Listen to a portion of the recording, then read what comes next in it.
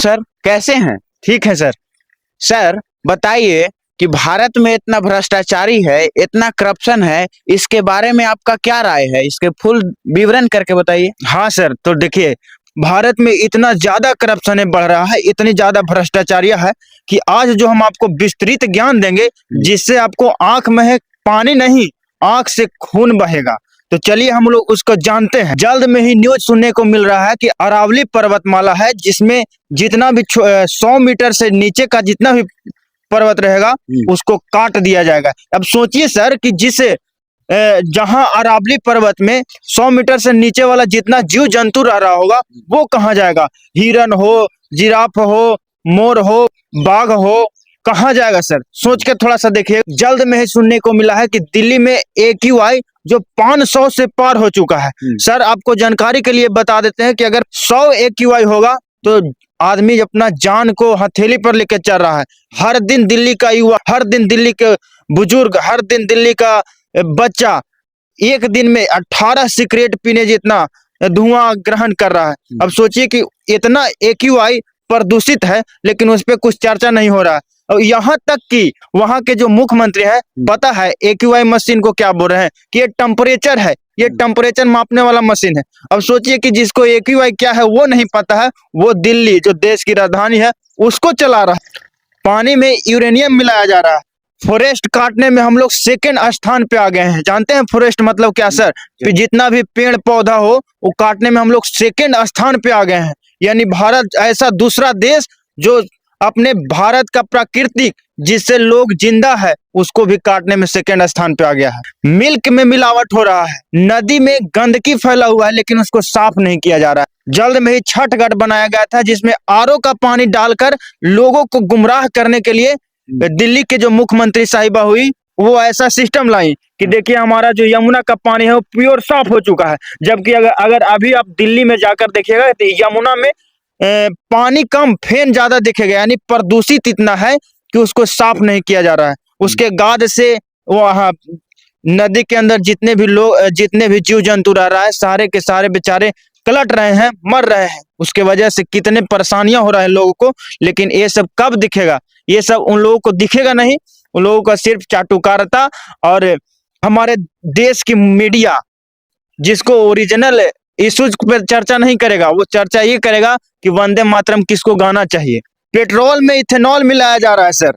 भारत एक ऐसा देश है जहां सबसे महंगा पेट्रोल मिलता है, जबकि भारत से ही अन्य देश ले जाता है पेट्रोल, जिसको जहां अभी 65 रुपये लीटर है, जबकि भारत में 100 पार कर गया है। सोचिए अब वहां क्या होगा इंफ्रास्ट्रक्चर, और वहां किस चीज से रिफाइन कर रहा है लोग जो 65 रुपये किलो दे रहा है, जबकि भारत से ही ले जा रहा है।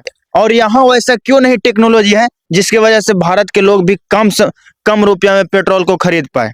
देश की संपत्ति को प्राइवेट हाथों से बेचा जा रहा है सर। देश की संपत्ति को प्राइवेट हाथों में बेचा जा रहा है।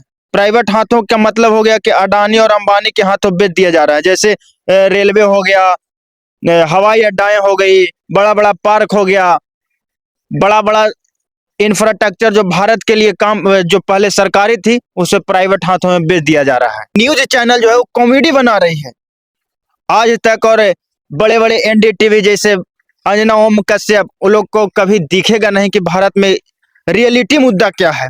युवा परेशान है, बुजुर्ग परेशान है, महिला को सुरक्षित नहीं है, इस पे उन लोग चर्चा नहीं करेगा। चर्चा क्या करेगा कि मोदी जी आज कौन सा चाय पिए हैं, कितना रुपया का चाय पिए हैं, मोदी जी आज कहाँ जा रहे हैं, मोदी जी का कितना का सूट है, आज अमित शाह जी का क्या ट्वीट आया था, इस सब पे चर्चा करेंगे। चर्चा जो रियल मुद्दा होना चाहिए, जो भारत के विकास के लिए होनी चाहिए, उस पे चर्चा नहीं करेंगे। भारत में जितना भी अभी मूवी जा रहा है वो सब प्रोपेगेंडा फैला रहा है। जल्द में ही आप न्यूज देखे होंगे कि 90 रुपया बराबर $1 हो चुका है। और इसमें ट्वीट क्या करते हैं, सरकार में भी मनोज तिवारी जी हैं, वो चर्चा क्या करते हैं, वो बात क्या करते हैं कि हमें डॉलर से क्या काम है, हम लोगों को डॉलर से क्या लेना देना, हम लोग तो रुपया लेकर घूमते हैं। प्लेन क्रैश हो रहे हैं, इंफ्रास्ट्रक्चर पूरी तरह से कोलैप्स हो रहे हैं, हेल्थ सेक्टर कोलैप्स हो रहे हैं। अब सरकारी हॉस्पिटल में जाकर देखिएगा, डॉक्टर तो कभी कभी उपस्थित रह भी गए, तो अगर किसी व्यक्ति का सर्जरी करने की बारी आएगी तो उन्हें दवाई तक नहीं मिलेगा। लोग इतना परेशान है सरकारी हॉस्पिटल से कि उस पे व्याख्या भी नहीं किया जा सकता। आप एक बार हॉस्पिटल में जाकर देखिए, वहां के सिस्टम को जाकर देखिए, वहां के लोगों के द्वारा कैसे मरीजों को गुमराह किया जाता है। अगर आप यहाँ पेशेंट के रखते हैं तो यहाँ पे बहुत जल्द ही मृत्यु हो जाएगा। आप जल्द से जल्द कोई सरकारी कोई बढ़िया हॉस्पिटल में ले जाइए। अब बताइए सर, जो गरीब व्यक्ति है अगर सीरियस है तो वो कहाँ जाए? जिसके पास खाने का पैसा नहीं होगा वो अच्छा हॉस्पिटल में कहाँ से इलाज करवाएगा? एजुकेशन कोलैप्स हो रहे हैं लेकिन उसमें कोई बदलाव नहीं होगा। हम लोग बिहार में रहने वाले हैं तो बिहार में भारी भड़कम भर्तियां निकाली गई। चुनाव की मुद्दा था, टीचर भी बहाल हुए। टीयर 1 आया, टीयर 2 आया, टीयर 3 आया, लाखों लाख की संख्या में टीचर आए, लेकिन बदलाव क्या हुआ? क्या बच्चे को सही शिक्षा मिल रही है? सोचिएगा, क्या बच्चे हमारे जो उस टाइम के थे उससे अब बेहतर हुए हैं? क्या शिक्षा व्यवस्था का जो शिक्षक हैं उन लोग पढ़ाई करवा रहे हैं? कुछ दिन बदलाव हुआ, लेकिन अब जाकर देखिएगा 8वां तक के बच्चों को हम बता दे रहे हैं, रियलिटी ये है कि उससे अगर वर्गमूल बनाइएगा ना तो नहीं बना पाएगा। भारत में गृह मंत्री कौन है अगर ये पूछेगा तो उन लोग से बहुत से बच्चे ऐसे होंगे जिसको पता नहीं होगा। 8वां की मीनिंग नहीं पता होगा, 5वां के मीनिंग नहीं पता होगा कि क्या होता है। ये स्थिति है हमारे बिहार के सरकारी स्कूल की। यानी पूरा सिस्टम चरमरा गया है। महिलाओं की कोई सुरक्षा नहीं है। भारत की बड़े बड़े पार्टियां हैं जो रेपिस्ट को अपना पार्टी में शामिल कर रहा है। जल्द में ही आप सुने होंगे कि नीतीश जी एक मुसलमान महिला के हिजाब को खींच लिए हैं। अब सोचिए दोस्तों, जिसके बारे में जिसका ये सभ्यता है कि हमारा हिजाब पहनना ही सभ्यता है, उसका हिजाब को खींचा जा रहा है। और ये कोई नॉर्मल व्यक्ति नहीं, जो बिहार के सर्वोपरि है, जो बिहार के सर्वोपरि है वो व्यक्ति कर रहा है। अब उन्हीं का एक नेता क्या बोल रहे हैं कि ये तो सिर्फ हिजाब ही खींचा है, अगर कुछ और धर लेता तो क्या होता? अब बताइए, ऐसे ऐसे बयान, ऐसे ऐसे भ्रष्ट, ऐसे ऐसे नीच लोग भी नेतागिरी कर रहे हैं, जो अपने आप को कहते हैं कि हम ईमानदार हैं और बिहार को आगे ले जाएंगे। खाक बिहार को आगे ले जाइएगा। जो महिलाओं के साथ इस प्रकार की अभद्रताएं कर रहे हैं, आपको लगता है कि इस प्रकार से बिहार आगे होगा? जिस प्रकार से नीतीश कुमार जी किए हैं, इसके वजह से बिहार का नाम पूरी तरह से गिरा है और लगातार हमको ऐसा लगता है कि वो गिराते रहेंगे। एक पर एक घटना वो करते ही आते हैं। हमें ऐसा लगता है कि वो अब मानसिक संतुलन खो चुके हैं, उन्हें इस पद से इस्तीफा दे देनी चाहिए। पॉपुलेशन जो है दिनों पर दिन बढ़ते जा रहा है, लेकिन इस पे संज्ञान कुछ नहीं लिया जा रहा है। आने वाले समय में हम लोग भारत जो है विश्व के सबसे ज्यादा जनसंख्या में आ जाएंगे, जबकि अभी चीन है। और इस पे कंट्रोल क्यों नहीं हो रहा है? चीन 2 चाइल्ड पॉलिसी लाया है, लेकिन भारत क्यों नहीं ला रहा है? और अगर भारत लाएगा भी तो उस पर नियंत्रण क्यों नहीं कर रहा है? सोचने वाली बात है। अगर इस प्रकार से पॉपुलेशन बढ़ेगा तो आने वाला समय में इतनी ज्यादा जनसंख्या हो जाएगी कि खाने को लोग तरसेगा जैसे अभी बिहार के लोग तरसता है। जर्नलिस्ट बिक चुके हैं, एक्टिविस्ट जो हैं वो जेल जा रहे हैं। जैसे सोनम वांगचुक जैसे लोग को जेल भेज दिया जा रहा है, ताकि इनकी आवाज को अगर हर लोग तक पहुंच जाएगा तो उनके अंदर एक अलग क्रांति जगेगी, जिससे इन हत्यारों, इन बलात्कारों और इन भ्रष्टाचारियों को खदेड़ दिया जाएगा। लेकिन उनका आवाज को दबाने के लिए उनको एनए से लगाकर उनको गिरफ्तार कर लिया गया। अब सोचिए, अब जब तक वो जेल में है उनका आवाज तो बाहर आएगा नहीं। और वो जेल जाने से पहले एक बात बोले थे कि अगर हमें जेल जाने से अगर भारत के लोगों में एक अलग क्रांति जगेगी तो हमें कोई दिक्कत नहीं, हम जेल जाएंगे। लेकिन भारत के लोगों में कहाँ जगी? उनका मुद्दा क्या था कि लद्दाख के लोगों को लद्दाख की जमीन क्यों नहीं दिया जा रहा है और उसे स्टेट में क्यों नहीं मिलाया जा रहा है, उन्हें स्टेट का दर्जा क्यों नहीं दिया जा रहा है, उनको भी जेल में डाल दिया गया। भारत में रेपिस्ट को स्वागत हो रहा है। रेपिस्ट जैसे राम रहीम जैसे रेपिस्ट जो हर समय जब उसका कोई काम हो पेरोल पे बाहर आता है, काम कर कर फिर चला जाता है, जैसे जेल को अपना ससुराल बना लिया।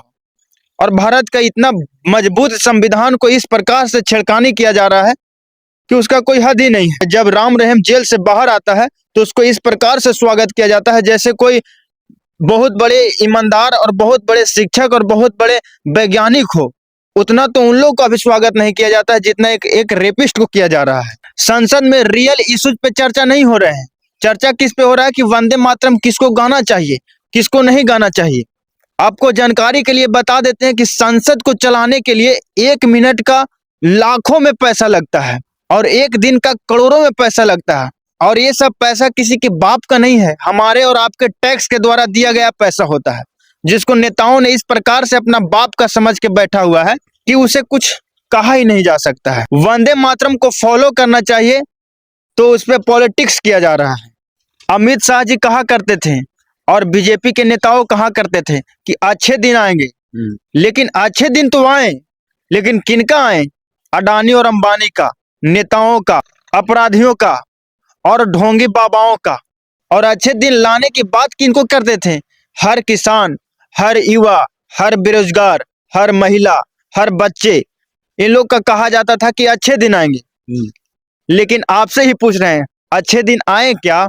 और अच्छे दिन अगर आए तो किनके घर 15-15 लाख रुपया आया जो वादा किया गया था? सब मिला जुलाकर हम एक ही बात बोल रहे हैं, आप भी ध्यान से सुनिए और हम भी ध्यान से ही बोल रहे हैं कि जितना भी भ्रष्टाचारियां हैं, जितने भी नेताओं, भ्रष्ट नेताओं हैं, उन पे हम लोग युवाओं को ही आगे आना होगा, उनसे काम लेना ही होगा, उनका हिसाब मांगना ही होगा। अगर हिसाब उनसे मांगना छोड़ दिए हम लोग तो हम बता रहे हैं कि भारत का जो बजट आते रहा है और इस बार फिर आएगा, वो सब नेताओं के झोला में जाएगा, नेताओं के रिश्तेदारों में जाएगा और इसी तरह भारत का विकास छोड़ के विनाश होते रहेगा।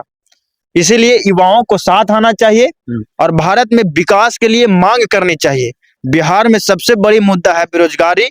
उस पे जिस प्रकार हमारे आदरणीय मोदी जी और नीतीश जी कहें कि चर्चा किए, अमित शाह जी चर्चा किए, बीजेपी के बड़े बड़े नेताओं आकर चर्चा किए कि हम लोग खत्म करेंगे बेरोजगारी, लेकिन बेरोजगारी तो खत्म नहीं हुआ, लेकिन गरीबों का नींद और चैन वो खत्म हो चुका है।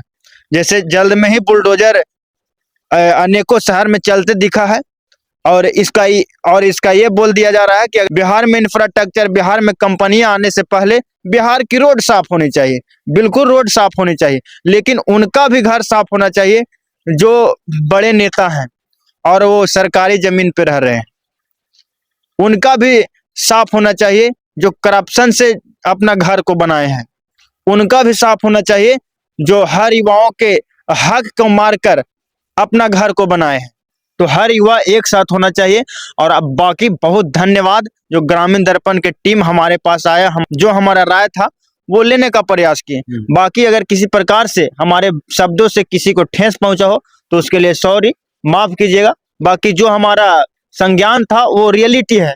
अगर किसी को खराब लगा होगा तो समझिए कि अंधभक्त होगा। बाकी धन्यवाद दोस्तों जो इतना समय देकर इनके चैनल को देखें, और वीडियो को अच्छा लगा हो तो सब्सक्राइब, लाइक एंड शेयर करना ना भूलिएगा। और ऐसे ही जानकारी के लिए हमारे साथ जुड़े रहिए।